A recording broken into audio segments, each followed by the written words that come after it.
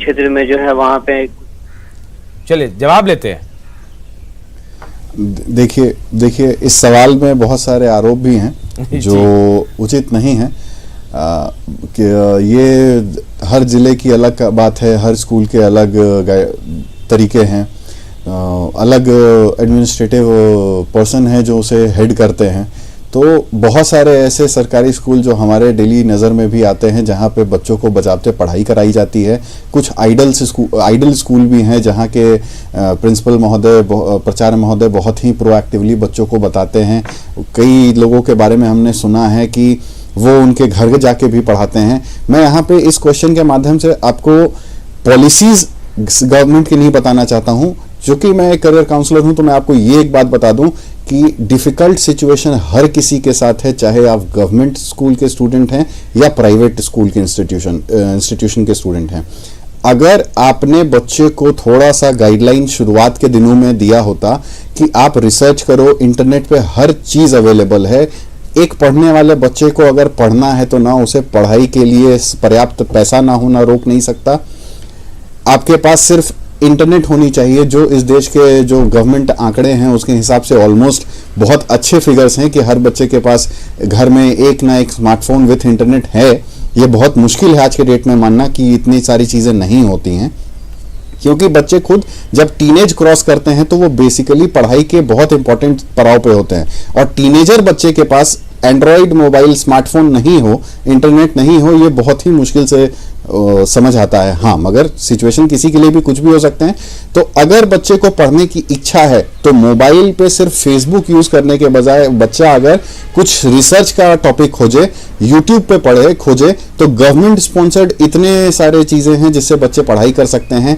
NGOs का वो पता लगाए जो उनके आसपास लोकेलिटी में रहते हैं, जो बच्चों को बुक्स प्रोवाइड करते हैं, पढ़ाने के लिए बेसिक रिसोर्सेज दे सकते हैं। कम्युनिटी टीचिंग होती है, हर तरह के रिसोर्सेज लोगों के अगल बगल ही पता है। सिर्फ जरूरत है उसे खोजने की, खोजने के तरीके को समझने की और उस पर इम्प्लीमेंट करने की। क्योंकि हर चीज अवेलेबल है। ऐसा कभी मत सोचिए कि आपके पास पैसे नहीं है तो नहीं पढ़ सकते। बिल्कुल। और एक बात ये भी है कि पढ़ने वाला बच्चा सरकारी स्कूल में पढ़े, प्राइवेट स्कूल में पढ़े, टॉपर तो सरकारी स्कूल का भी बच्चा हो सकता है, प्राइवेट स्कूल का भी हो सकता है। सोनू कुमार एक दर्शक हमारे साथ जुड़े। सोनू, अपना सवाल कर सकते हैं। पूर्णिया से सोनू जुड़े हैं।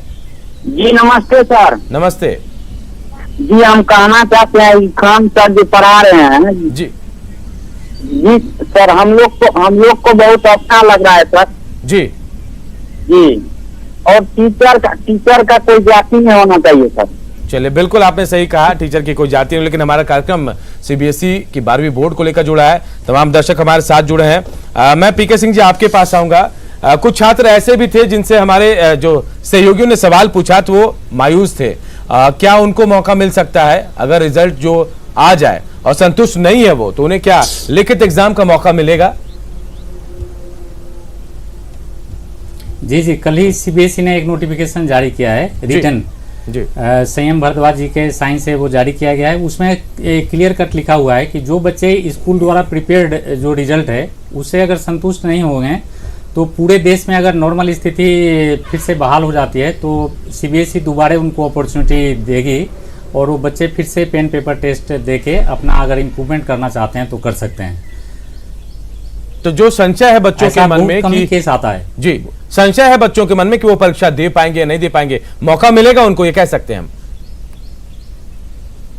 ये सर, मौका मिलेगा। 10th क्लास के बच्चे के लिए भी जारी किया था सीबीएसई ने और 12th क्लास के बच्चे के लिए कल ही जारी किया है। तो दोनों बच्चे अगर अपने स्कूल के रिजल्ट से संतुष्ट नहीं हैं तो फिर से पेन पेपर टेस्ट देके वो अपना इम्प्रूवमेंट करना चाहें। ये बहुत अच्छी बात है। अमित एक जुड़े हुए हमारे कॉलर हैं, दर्शक हैं सरायकेला से।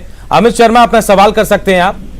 नमस्कार सर। नमस्कार सर, मेरा क्वेश्चन ये था कि मुझे एडमिशन लेना था अभी जी, और मुझे ऑप्शनल सब्जेक्ट में कंप्यूटर लेना था जी।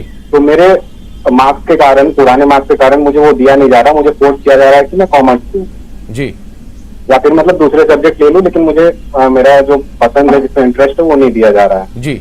आप तो साइंस लेना चाह रहे थे? जी हाँ, मैं साइंस लेना चाह रहा था। मेरे सारे सब्जेक्ट्स में मार्क्स अच्छे थे, मैथ्स में अच्छे नहीं थे जी। तो मैंने उसके लिए काफी मेहनत किया था और होपफुली क्लियर भी कर लेता मैं 10th के एग्जाम में जी। तो अब मैं एग्जाम दे नहीं पाया और मेरे 30 के मार्क्स उतने अच्छे नहीं थे, जिस कारण से मुझे प्योर साइंस दिया नहीं जा रहा है, जी। तो मैं क्या करूं आगे? चलिए, मैं अभिनव जी आपसे इस सवाल का जवाब चाहूंगा। सर, मुझे लगता है कि बच्चे ने जो सवाल पूछा है ये स्कूल मैनेजमेंट के फंक्शनिंग और ऑपरेशन पे सीधा क्वेश्चन है। बिल्कुल। तो मैं रिक्वेस्ट करूंगा पीके सर से कि इस स्कूल रिलेटेड एडमिशन प्रोसेस के जवाब को सर आप बच्चे को गाइडलाइन दें कि क्या करना चाहिए। अभी भारत सरकार का एक प्रपोजल है, गाइडलाइंस है और न्यू एजुकेशन पॉलिसी बन के तैयार है जी। और इसको इसी साल से लागू किया जाना था, नॉर्मल परिस्थिति रहता। तो फिर भी सीबीएसई ने भी स्पष्ट किया है कि जो रिजल्ट निकलेगा 10th क्लास और 12th क्लास के लिए, तो 10th क्लास का रिजल्ट निकलने के बाद 11th में जो बच्चे एडमिशन लेंगे तो उन पे स्ट्रीम संबंधी किसी प्रकार का कोई भी रिस्ट्रिक्शन नहीं होगा। जैसे इससे पहले हम करते थे 60% 80% मार्क्स होना चाहिए साइंस में एडमिशन के लिए, या कॉमर्स में इतना मार्क्स होना चाहिए, या ह्यूमैनिटीज़ में इतना, वो स्ट्रीम हट गया है इस साल के लिए। न्यू एजुकेशन पॉलिसी लागू है इन बच्चों के लिए नए सेशन में जिनका एडमिशन होगा, और वो जो भी स्ट्रीम में अपना उनका जो भी चॉइस सब्जेक्ट है वो ले सकते हैं। दूसरा एक और भी है कि स्ट्रीम ही नहीं टूटा है, अगर वो फिजिक्स के साथ हिस्ट्री या इकोनॉमिक्स रखना चाहते हैं, कोई भी 5 सब्जेक्ट वो रखना चाहते हैं, पढ़ना चाहते हैं जिसमें उनका इंटरेस्ट है, तो वो रख सकते हैं इस न्यू एजुकेशन पॉलिसी के तहत। तो ये इन्होंने जो सवाल उठाया है कि हमें साइंस नहीं मिल रहा है, ऐसी बात नहीं है। बिहार विद्यालय बोर्ड से भी जो लोग किए हैं उन पे भी वो सब चीज़ लागू होगा, न्यू एजुकेशन पॉलिसी। तो आप जो भी स्ट्रीम में जो भी सब्जेक्ट या विषय ऑप्ट करना चाहते हैं, कम्बिनेशन का भी कोई लिमिट नहीं है, वो भी टूट गया है। तो कोई भी सब्जेक्ट कम्बिनेशन आप रखना चाहते हैं तो रख सकते हैं। सर, ये कब तक लागू होगा, कोई अनुमान बता पाएंगे, क्योंकि इनको तो दाखिला लेना है?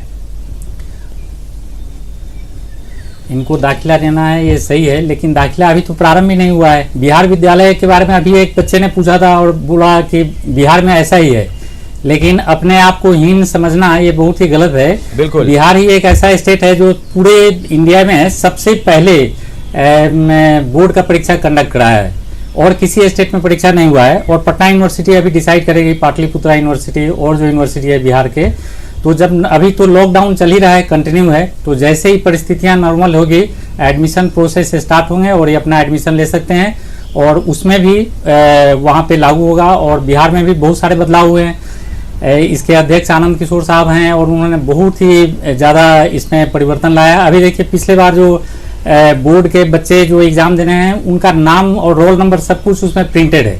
अभी एक किसी भी स्टेट में ये इम्प्लीमेंट नहीं हुआ है। और एक बिहार में और बनने जा रहा है, यूपीएससी का एग्जाम कई सेंटर पे होता है। बिल्कुल। एक कंकड़बाग के नजदीक राजेंद्र नगर के आसपास एक मेट्रो स्टेशन भी बनने जा रहा है। एक हॉल बनेगा जिसमें जितने बच्चे यूपीएससी के सिविल सर्विस के लिए अपियर होंगे वो एक ही साथ परीक्षा दे सकते हैं। तो ऐसा भी ये इस तरीके का भी हॉल किसी भी जगह पे नहीं हुआ है, और हर डिस्ट्रिक्ट में एग्जामिनेशन हॉल बनने जा रहा है। बिहार में हो रहा है, तो ये आप बात किसी भी भी इनको प्रकार से समझना निराश चाहिए। नहीं हो, गाँव में है। बिल्कुल। एक कॉलर हमारे साथ जी, जी। दर्शक जुड़े हैं, उनका सवाल लेते हैं। राजकुमार जुड़े हैं। राजकुमार, अपना सवाल करें, बेतिया से जुड़े।